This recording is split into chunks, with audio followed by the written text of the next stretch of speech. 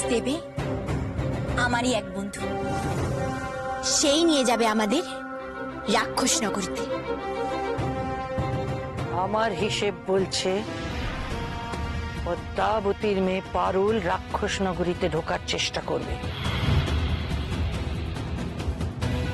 এক ভাইকে উদ্ধার করাই হবে ওর প্রথম পদক্ষেপ। পথের হদিশ না পেলে আমরা সেখানে পৌঁছবো কেমন করে, আর আমার ভাইকেই বা কি করে উদ্ধার করব? পথ যখন আছে তখন তার হদিশ কেউ না কেউ জানেই। কিন্তু কে সে? কে?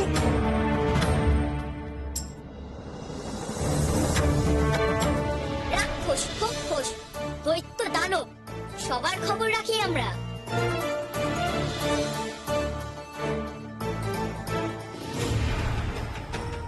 তাহলে কি আর কোনো উপায় পারুলকে আমি আটকাতে পারবো না মাতা? পারুলকে তো তোকে আটকাতেই হবে মণিমল্লিকা।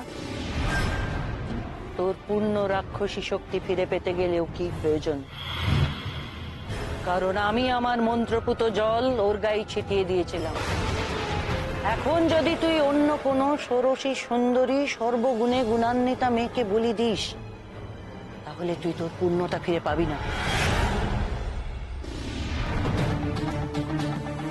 সেনাপতি মশাই, তোমার ব্যঙ্গমা আর ব্যঙ্গমীর কথা মনে আছে? তুমি রক্ত দিয়ে ওদের বাচ্চাদের চোখ ফুটিয়েছিলে, মনে পড়ছে?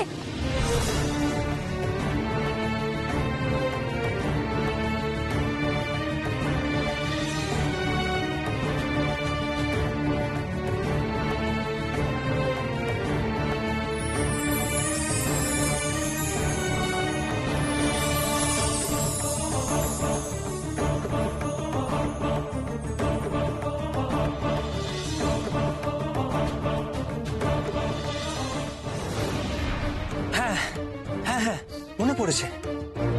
কিন্তু কিন্তু কেন হঠাৎ ওদের কথা মনে হচ্ছে কেন? ওরা বলেছিল রাক্ষস, খক্ষস, দৈত্য, দানব সবার খবর রাখে ওরা, প্রয়োজন পড়লে স্মরণ করতে।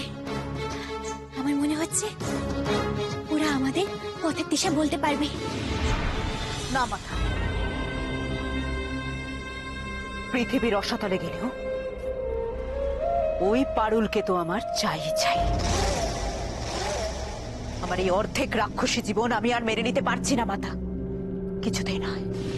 পদ্মাবতীর মেয়ে পারুল আমার এত বড় ক্ষতি করতে পারে, এ তো আমি কিছুতেই হতে দেব না, কিছুতেই না। পারুলকে বলি দিতে পারিসনি বলে তোর অনেক ক্ষতি হয়ে গেছে মণিমল্লিকা। দাঁড়াও, আমি ডাকি একবার। ব্যঙ্গমার ব্যঙ্গমে, ডাক পাঠালাম এই আমি। বিপদ বড়, পথ না পাই, বন্ধু তোদের পাশে চাই।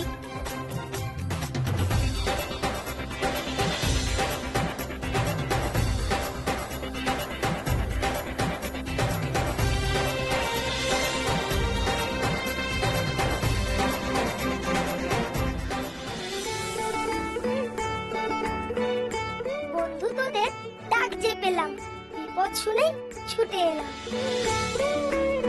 মনে আছে সেদিন ভোলার নয় তোদের দিন? ডাকলি কেন এবার বল, যেথায় যাবি সেথায় চল।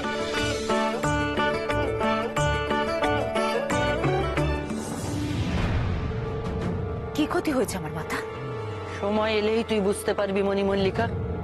অনেক অনেক সমস্যার মধ্যে পড়তে হবে তোকে। মাতা, তাহলে এখন আমি কি করব? আমার এখন কি করা উচিত মাতা? আমার কি কর্তব্য এখন? তুই পূর্ণ রাক্ষসী হয়ে উঠতে পারিসনি ঠিকই, কিন্তু রাক্ষস কুল তোকে তাদেরই একজন বলে স্বীকৃতি দিয়েছে। মনে হয় তুই রাক্ষস বংশের ওই 5 জনকে স্মরণ কর, তারাই বলে দিতে পারবেন এখন ঠিক তোর কি করা উচিত।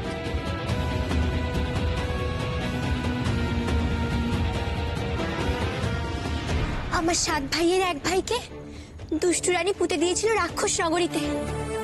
সেখানে সে চাপা ফুলে ফুটে আছে। আমরা তাকে উদ্ধার করতে যাব। তোমরা আমাদের সেখানে নিয়ে চলো ব্যঙ্গমা ব্যঙ্গমী। রাক্ষস নগরী? বাপরে বাপ, রাক্ষস রাজ্যে যাওয়া কোনো মানুষের কর্ম নয়। হে রাক্ষস কুলমণি, হে রাক্ষস কুলের ভাগ্য নিয়ন্ত্রণ, আমি আপনাদের সাহায্য প্রার্থী। দয়া করে দেখা দিন।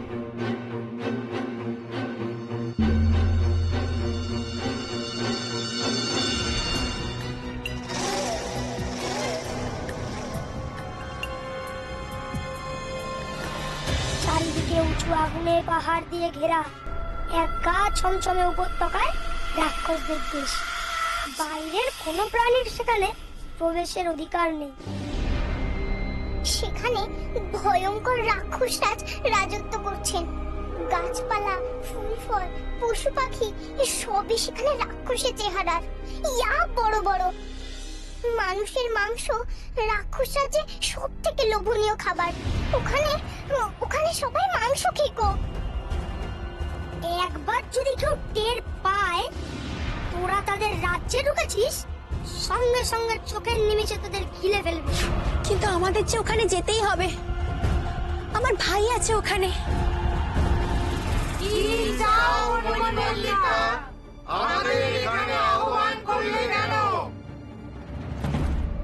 হে মানিগণ, আমি আপনাদের সাহায্য চাই। সাহায্য? হে রাক্ষস কুলমণি, সমগ্র রাক্ষস কুল পরিচালিত হয় আপনাদের আদেশে। পথ দেখান আমায়, পথ দেখান। পারুলের ওপর আমার পূর্ণ বিশ্বাস আছে। যত ভয়ঙ্কর বিপদই হোক না কেন, পারুল সেই বিপদ অতিক্রম করার ক্ষমতা রাখে। আর রাঘব তোর সঙ্গে আছেই। যদি তোমরা সেই পথ জানো, তাহলে ওদের পথের হদিশ দাও। শুধু পথটুকু চিনি দাও তোমরা, তোমাদের সঙ্গে যেতে হবে না। এইটুকু সাহায্য করো আমাদের। পক্ষীরাজ ঘোড়া, জাদু জুতো, কেউই সে পথ চেনে না। তোমাদের কথা শুনে মনে হলো তোমরা চেনো। শুধু বলে দাও সে পথের দিশা। পথ ওরা সবাই চেনে, কিন্তু রাক্ষসদের ভয় পায় না এমন কেউ নেই। তাই কেউ তোমাদের নিয়ে যেতে চায় না। তাহলে কি উপায় হবে বন্ধুরা? আমরা কি কিছুতেই সেখানে পৌঁছতে পারবো না? আমি কি কোনোদিনও খুঁজে পাবো না আমার ভাইকে? মন খারাপ করিস না, একটা উপায় আছে।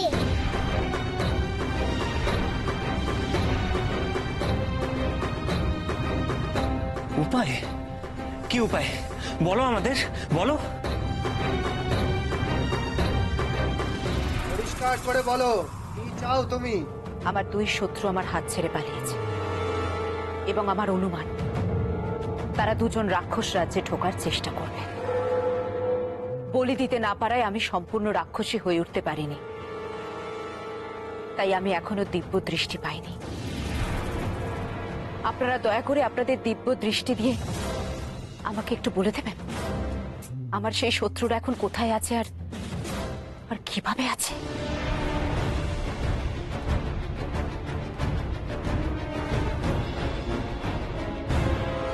কি উপায় ব্যঙ্গমী?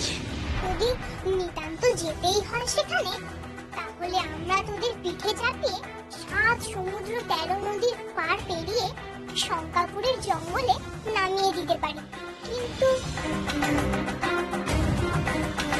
তারপরে যাওয়ার ক্ষমতা নেই আমাদের। শঙ্কাপুরের জঙ্গল খুব ভয়ানক। প্রতি পদে পদে বিপদ লুকিয়ে থাকে সেখানে। শুনেছি সেখানে নাকি খোকসরা থাকে। তারাও কম ভয়ঙ্কর নয়। খোকস কারা? রাক্ষস রাজ্য থেকে যারা নির্বাসিত তারাই খোকস। ওদেরকে রাক্ষসপুরী থেকে তাড়িয়ে দেওয়া হয়েছে। তাই রাক্ষস রাজ্যের বাইরেই থাকে ওরা। আচ্ছা, এই খোকসরা দেখতে কেমন? অদ্ভুত দর্শনেরা, সারা গায়ে কাঁটা, আর আছে লম্বা কাঁটাওয়ালা লেজ। ওদের এড়িয়ে জঙ্গল পেরিয়ে যদি যেতে পারিস তাহলে পড়বে এক ভয়ঙ্কর আগুনে পাহাড়। পাহাড়ের 13টা চূড়া, সেই 13টা চূড়া দিয়ে সব সময় আগুনের হলকা বের হয়। আজ পর্যন্ত কোনো মানুষ সেই আগুনের পাহাড় পেরোতে পারেনি। এই পাহাড় পেরোনোর পথ খুঁজে যদি কেউ পাহাড় ডিঙিয়ে যেতে পারে তবেই সে পা রাখতে পারবে রাক্ষস রাজ্যের উপত্যকায়।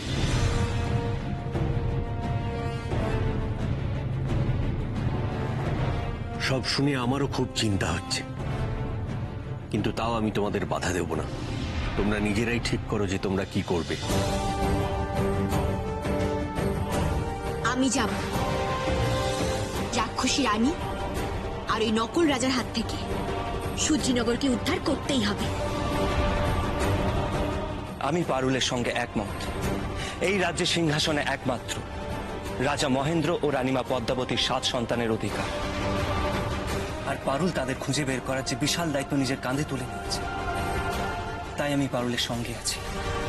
যত বড় বিপদই আসুক না কেন, তাতে যদি প্রাণ যায় যাক। বেশ, তবে তাই হোক।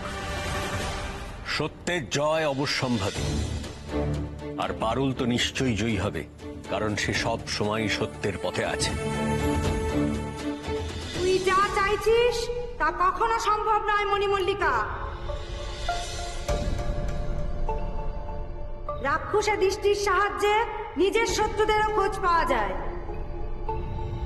তার কার্যকলাপ দেখা যায়, এমনকি তাকে ধ্বংসও করা যায়, কিন্তু অপরের শত্রুর খোঁজ পাওয়া যায় না।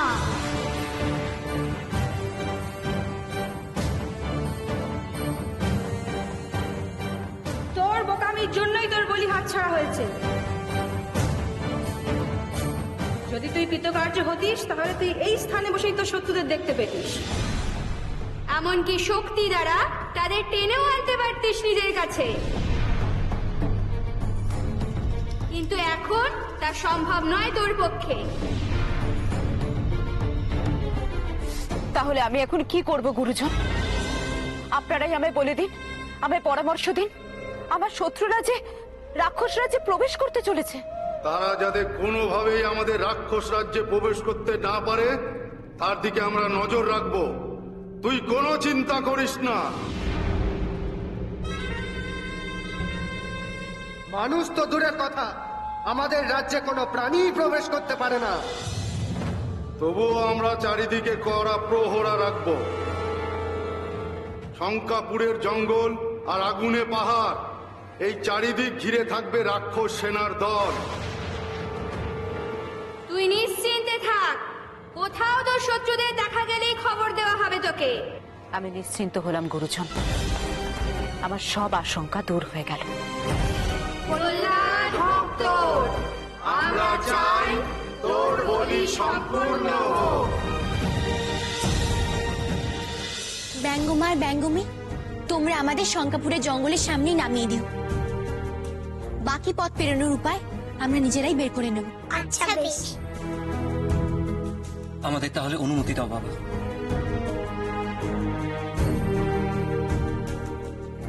আশীর্বাদ করুন সাধু বাবা। তোমরা সফল হবেই। পৃথিবীর কোনো শক্তি নেই যে তোমাদের রোধ করে। জয়ী হয়ে ফিরে এসো।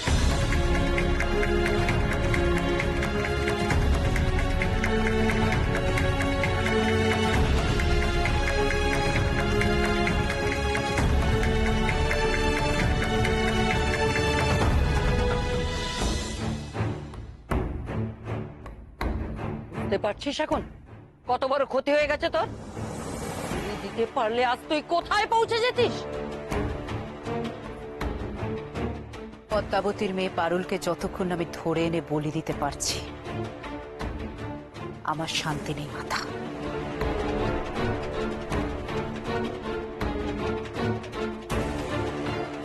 ওর জন্যই আজ আমার এই অবস্থা।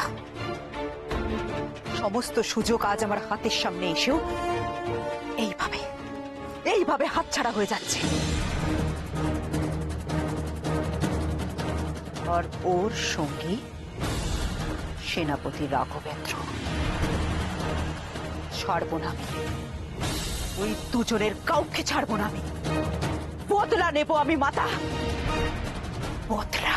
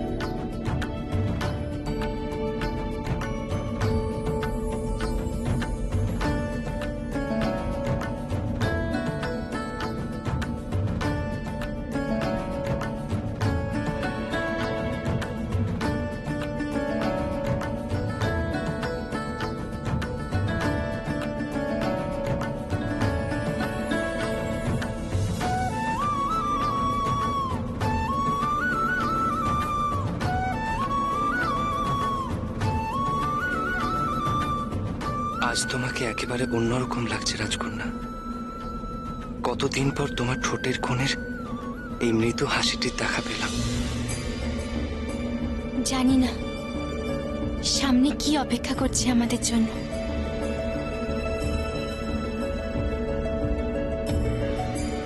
কিন্তু আজকের এই আকাশপথে যাত্রা এ একেবারে অন্যরকম। যদি বেঁচে থাকি এই যাত্রার কথা আমার চিরকাল মনে থাকবে। কবে কখন কার কি ঘটবে কেউ জানে না। এই যে সুন্দর মুহূর্ত, এই মুহূর্তটুকু প্রাণ ভরে উপভোগ করার নামই তো জীবন।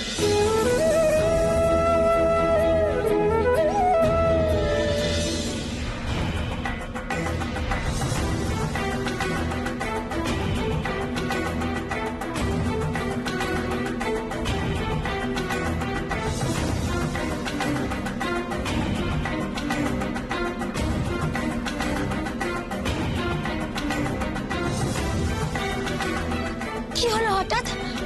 এই মেঘ কেটে বেরোনো যাচ্ছে না কেন? আজব মেঘ এটা, এমন মেঘ আমরা কখনো দেখিনি।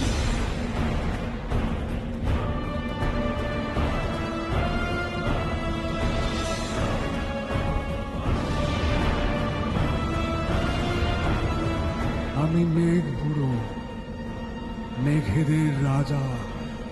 তোমরা কেন এ পথে এসেছ? ফিরে যাও, ফিরে যাও। এই পথে আমি তোমাদের আর এক পাও এগোতে দেব না।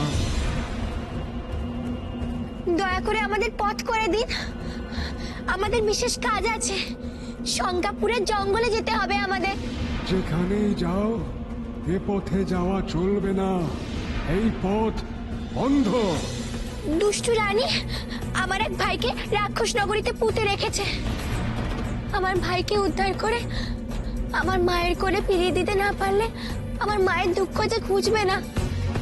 দয়া করে আমাদের পথ করে দিন। যেতে তো দিতেই পারি, আমার এক্ষুনি বৃষ্টি হয়ে ঝরে পড়ারই কথা। বৃষ্টি না হলে পৃথিবীতে খরা দেখা দেবে, দুর্ভিক্ষ হবে। তাই বৃষ্টি হয়ে আমাকে ঝরতেই হবে, তাতে তোমাদেরও সমস্যা মিটে যাবে। কিন্তু মুশকিলটা অন্য জায়গায়। কি মুশকিল? আমার বৃষ্টি দানাগুলো ভীষণ দুষ্টু, সুযোগ পেলেই পালিয়ে যায়। এদিকে আমারও বয়স হয়েছে, সব সময় তাদের পেছনে ছুটে ছুটে আর পারি না। একটু আগেই পালিয়েছে সব কটা। তাদের ধরে না আনলে আমি বা বৃষ্টি হয়ে ঝরে পড়ব কেমন করে? ঠিক আছে, আমরা ওই দুষ্টু মিষ্টির দানাগুলোকে ধরে আনছি। ওরা কোন দিকে গেছে? ওই যে ওই দিকে।